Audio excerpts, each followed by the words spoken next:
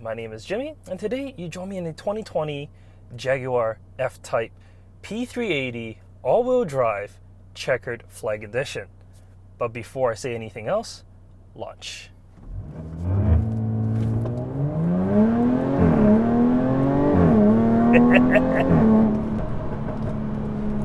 This, of course, is an F-Type.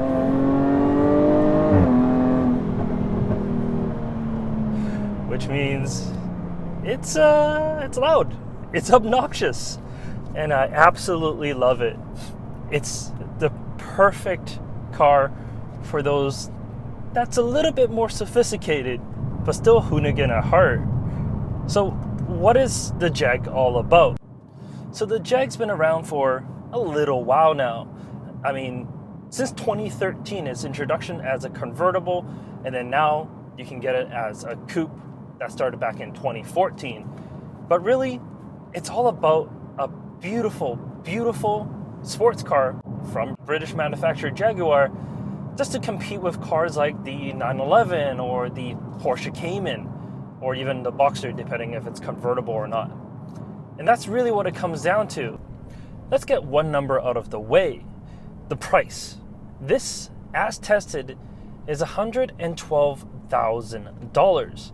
It's definitely not cheap, and comparing to, well, a Boxster or the Cayman, well, it's definitely significantly more. But of course, you can't get those in all-wheel drive. A 911 Carrera 4 will set you back quite a bit, about the same price. But when you add on the PDK to match with the automatic transmission that I have here, that's another $4,300. So it's a little bit over the price range. But when you're buying a Jag, it's so much more than just numbers and whatnot on a piece of paper. Jag is about the power, the poise, the status, and everything else behind it. Starting with its looks, the F-Type is just absolutely beautiful. It's stunning to look at from every single angle. Sure, it's first introduced back in 2013, but honestly, you don't really see that. It's still fresh even to today's standards. And the only thing that they really did was just update the front headlights. The rest of the body really looks the same. The checkered flag edition that I have here has a little bit of pizzazz on the outside by adding, well, checkered flags onto the front, rear seats, red seat belts, and wheels that are a little bit different. Speaking of the wheels, these are 20s. 20 by 9 in the front, 20 by 10.5 in the rear on some super sticky Pirelli tires. So there's really no worries of traction here. As we move on to the inside, that's kind of where things get a little bit more dated. Although the infotainment has been updated now, the 10-inch widescreen infotainment here has Apple CarPlay and has Android Auto. There's still a few things that just reminds you of the olden eras of Jaguar. The cluster, for example, it's not the same as the ones that you would find on newer JLR products with this full digital display. It is just a small digital display in the center, flanked by two relatively large analog dials. There's nothing wrong with them. They're clear, they're precise, and it gives you all the information that you really need. Switch into dynamic mode and all the gauges turn red just to have that little bit more of that sport appeal. I absolutely love how the gauges look, but in 2020, when everyone else has digital gauges, you kind of have to keep up with the rest of them. Something a lot of other manufacturers don't have is a rising vent system, pioneered back when the XF first introduced, where they had a rotary vent and a rising shifter. This rising vent looks pretty cool, although I do question its functionality, because it's really no different than just static vents. But hey, nevertheless, it looks cool. As said, the infotainment is updated. It's a lot quicker than the old one, and it actually works quite a bit better. Although everything is touchscreen, there's this little ledge that's right in front of you, and you're able to just tap on what you need. I mean, it's just useful, and it's really easy to get into different menus. With Apple CarPlay that's on here, I don't really need to use the internal navigation system, but I actually really like it because it's full British. Because when I turn onto the highway, instead of saying highway, it said motorway. And I absolutely love it. I mean, it's just little things like that.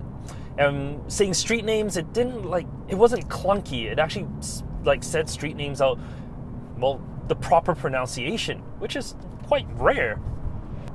Moving down from that, we have the climate controls. Works well. 3 large rotary dials for dual zone climate, which is an optional extra, but I do have heated and cool seats. And to control that, it's just a push of the left or the right dial, and you'll be able to control your heated or cooled seats. Love how they look, and I love the digital display that they have behind it. It's actually segmented, which is old, but I really like it because it's more mechanical to me, even though it's fully digital. As said, the seats are heated and cooled, so maximum comfort all around.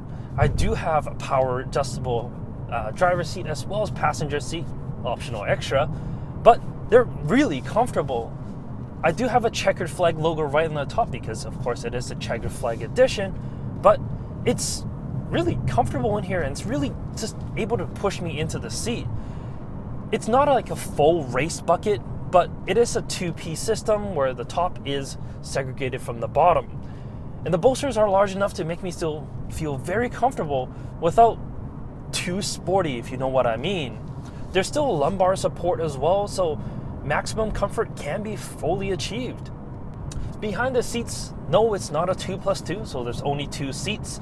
So there's only the trunk space. And the trunk is actually a decent space.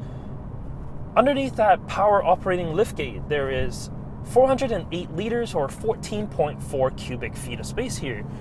It's actually a decent amount of room. Lengthwise, it's plentiful. So you're able to put golf clubs or whatever you want really in there without much worries. But when you're buying a Jag, no one's really comparing a luggage space capacity. It's really about just how it drives and how it makes you feel. Well, the P380 is a 3-liter supercharged V6. No, it's not the P300 with its 2-liter turbo 4 or the SVR with his big old V8. But this is actually the happy medium. And personally, I like this engine quite a bit more than the others. No, I'm not crazy, and it's not that I don't want the extra power in the V8. I do, but this is more usable power. I'm able to, well, full throttle this car a lot more than the others. Well, I mean, the P300 was full throttle all the way. But this, the P380, with the all-wheel drive, I mean, there's no loss of traction, the grip is just phenomenal, and acceleration is very, very good. 0 to 100 kilometers per hour is 5.1 seconds. No, it's not as quick as some of its rivals, but it makes the best of sounds getting there. The exhaust, especially with this little button pressed, just makes a world of difference. It's able to pop, crackle on every single downshift, and it just puts a smile on your face. And that's what sports cars are really about. Sure, it's able to scare sometimes like your passenger, but if it can put a smile on your face, it's done what a sports car is meant to do. Overall, the P380 is just that perfect blend of style and car. It's an artwork on wheels. It really is. Because when you're looking at it, it's just phenomenal to look at. It makes everyone around you happy, and it makes you happy driving it. The exhaust pops, it's just the icing on the cake. It just completes the entire package. Honestly, the P380 is the one I would personally buy if I had the money. It is a little pricey when you start to stack on all these options, so it really comes down to you if you think it's worth it. If you love the complete package of performance, art, this is what you're looking for. If you're the type that wants to take a car to track and to enjoy it the fastest way possible, you're probably not gonna buy an Ftype. You're gonna stick with a Cayman, because you can get a GTS Cayman for cheaper than this. But overall, hey, I can't really complain. This Ftype brought tons of smiles to my face, as well as anyone that sat in the passenger seat, as well as anyone that I drove past. And I think it's done its job for what it needs to do. In any case, thank you so much for watching this video. Like the video if you do, subscribe if you want to see more. Let me know what your thoughts are on the F-Type in the comments down below, and we'll catch you next time.